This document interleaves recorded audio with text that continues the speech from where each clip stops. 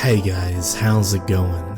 This is Nat Nader, and welcome back to a new creepypasta story. This one is pretty chill, but I tell you gotta look out for that ending. It's titled, My Older Sister. Now as always, turn out the lights, get comfortable, and let the story begin.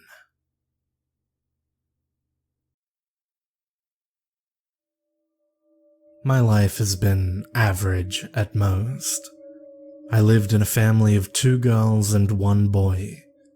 There was my older sister, Jenny, me, and my younger brother, Alex.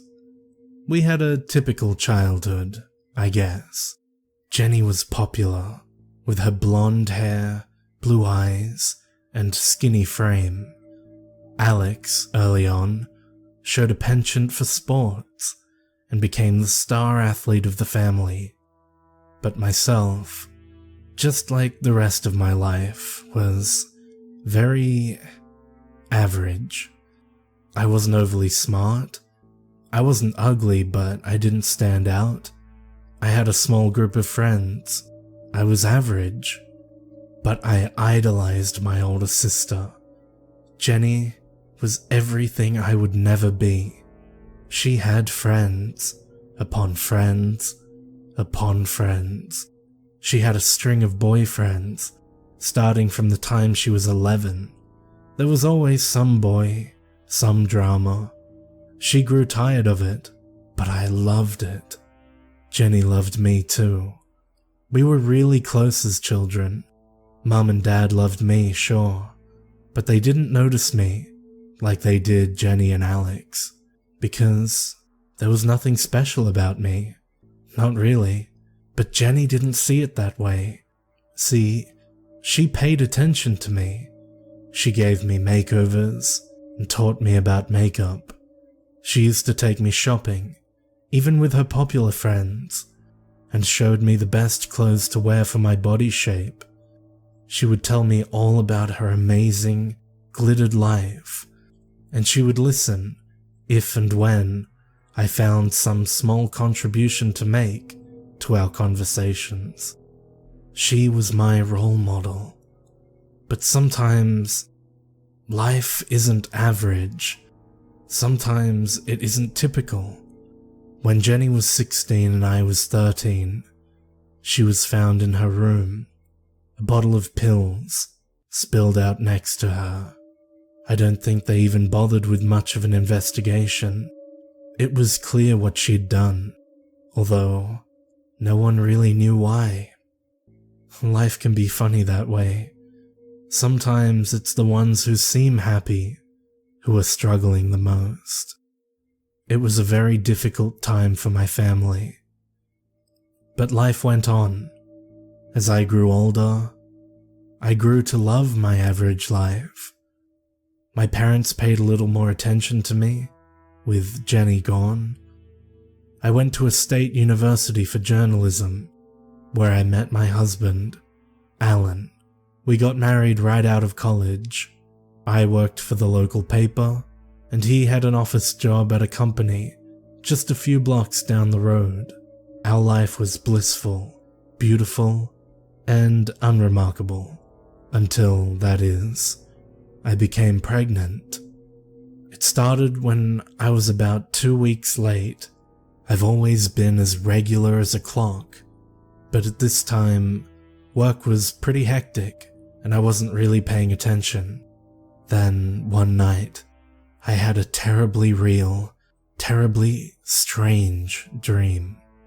In the dream, I was in my old childhood room, sitting on the flower-patterned comforter on my twin-sized bed, playing with a pacifier for God knows what reason. In walked Jenny. She came and climbed on the bed. She was toying with an empty pill bottle. She looked into my eyes. I don't know why, but I woke up screaming. To be honest, I hadn't paid much thought to Jenny in years, and I'd never had a dream like that. My husband woke up to comfort me, but I was already on my way to the bathroom. I vomited into the toilet for about 20 minutes, thinking of missed periods, pill bottles, and Jenny. I took a pregnancy test that day. It came out positive. My husband and I were overjoyed. We celebrated with a nice dinner. We called our parents, who were both incredibly excited. We talked about baby names, nursery, and all the things you associate with babies. We got to bed late, exhausted but happy, cuddling together like newlyweds, dreaming of little cherubs dancing in our arms.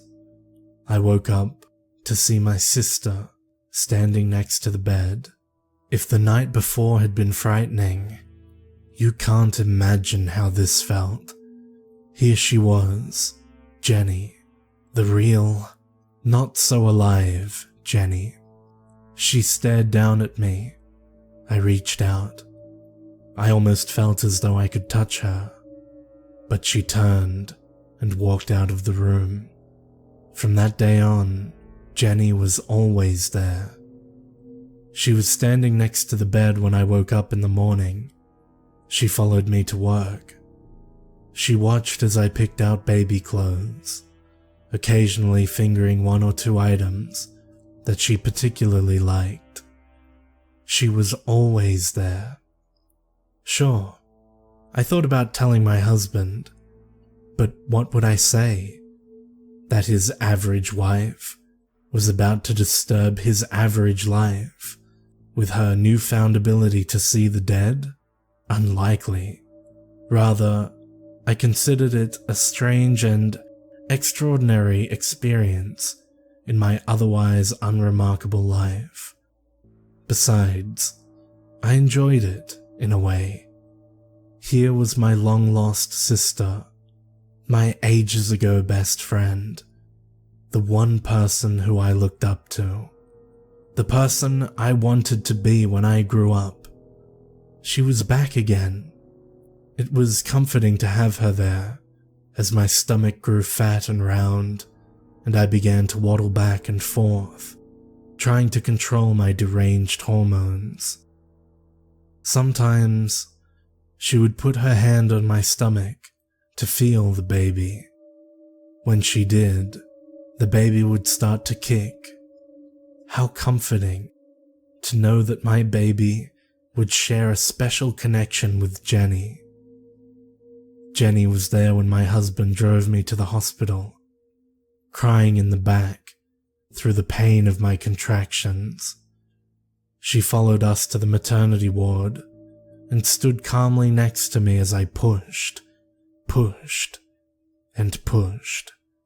She kept her hand placed on my stomach, and it was a comfort. Then, it was over. They placed the babies into my arms. A girl, a wonderful, plump little baby girl, whose cries were the most beautiful thing in the world. Alan and I played with her tiny curling fingers. When I looked to the bedside, Jenny was gone. Now, don't misunderstand. I've always missed my sister. She was very important to me, and I miss her still, but I was somewhat relieved to see her gone. I missed her, but she could never be part of my life again. Now, I could return to my happy, typical life.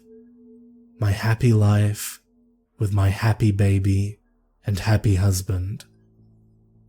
I was happy for a few weeks before I noticed it. I was playing with little baby Ellen when she looked up at me, and I noticed them. Her startling blue eyes. The eyes that neither her father nor I possessed. She looked at me with an eerie calmness.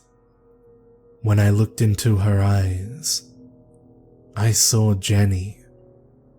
And so, tomorrow morning, I will fall to the floor in an outburst of tears and screams. Alan will frantically dial emergency services, as I will clutch at the body of my child. When the EMTs arrive, they will pry the cold, lifeless body from my embrace, and I will collapse into Alan's arms. I will be sad.